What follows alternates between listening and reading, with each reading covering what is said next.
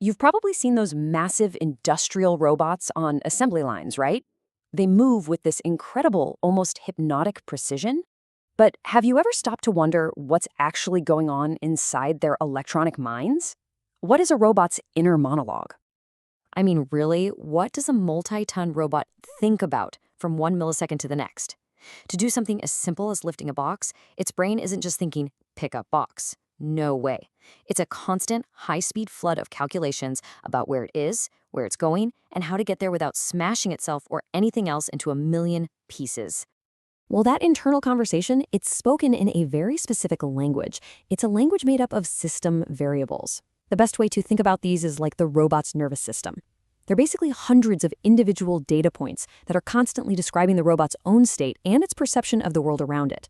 This, right here, is its inner monologue. So, to understand this monologue, we've got to start with the most fundamental question a robot has to answer for itself. Where am I? This first part is all about how a robot gets its bearings and understands its place in the world.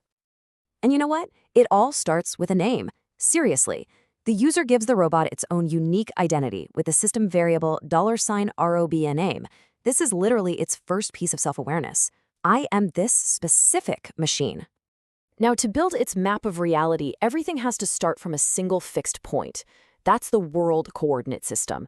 You can think of it as an absolute unmoving origin point in space, a fixed 0, 0, 0 that everything else is measured from. It's kind of like the robot's North Star. Okay, so once the robot knows where the world begins, it needs to know where the thing it's supposed to be working on is. That's the job of the base coordinate system.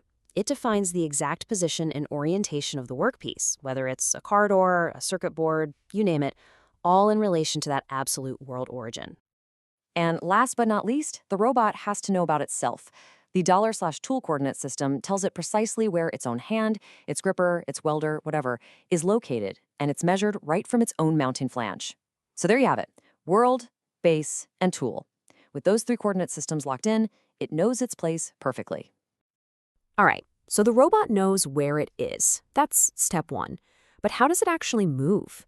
That's a whole different ballgame. It's governed by what we can call the language of motion, a set of variables that control how to get from point A to point B smoothly and efficiently. At its very core, a motion command is pretty simple. You just tell the robot, move from this start point, follow a certain path, and stop at an endpoint.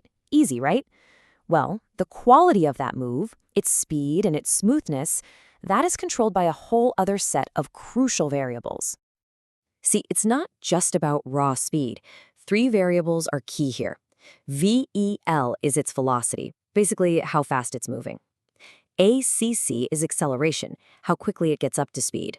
And then there's the really interesting one, jerk. That's the change in acceleration.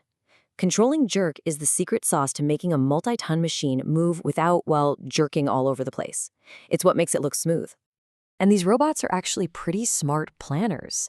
As this quote from the KUKA manual puts it, the advanced run is required in order to be able to calculate approximate positioning motions. What that really means is the robot's controller is constantly thinking ahead, planning several moves in advance just to make the whole path as optimal as possible. And this is where all that planning really pays off.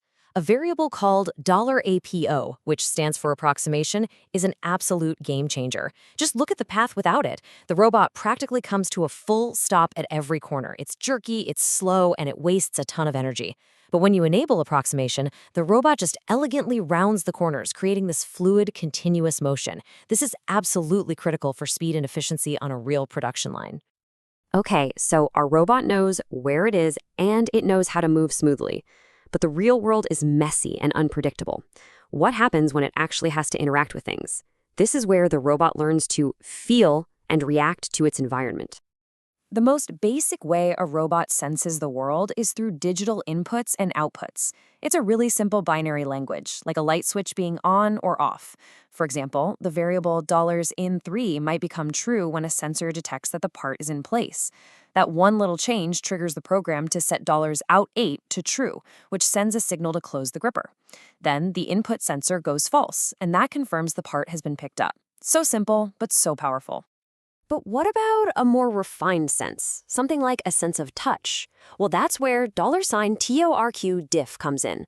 This variable is constantly, every single millisecond, measuring the difference between the torque the robot's motors expect to be using for a move and the torque they are actually using.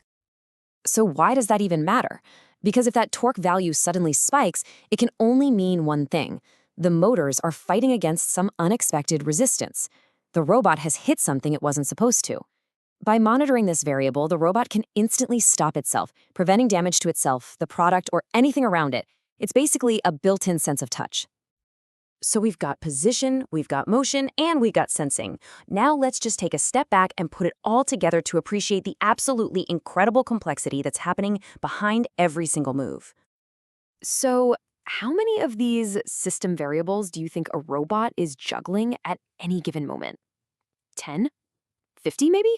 Well, according to the index of the KUKA System Manual this is all based on, there are 243 of them. We've barely even scratched the surface today.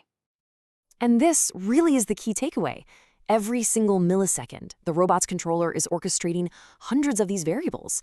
It's this high-speed symphony of data, position, velocity, acceleration, torque, sensor states, all of it working in perfect harmony just to create what looks to our eyes like a simple, precise, controlled motion. It is truly incredible when you think about it. And it kind of leaves us with one final thought. If this is the complex inner monologue of today's industrial robots, what on earth will the inner monologue of tomorrow's advanced AI sound like?